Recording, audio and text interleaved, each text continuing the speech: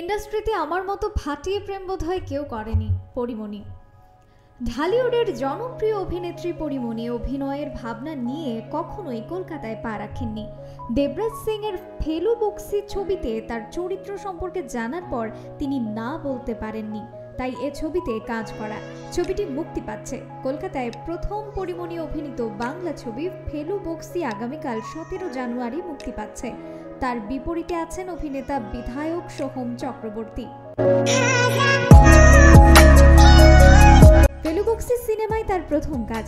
Visa সমস্যায় শহরে ছবির প্রচারে যোগ দিতে পারেননি, কিন্তু মুঠোফোন কি কাঁটাতারের বিভেদ মানে এ ছবি মুক্তির আগে আনন্দবাজার অনলাইনের মুখোমুখি হন ঢালিউড অভিনেত্রী পরিমণি।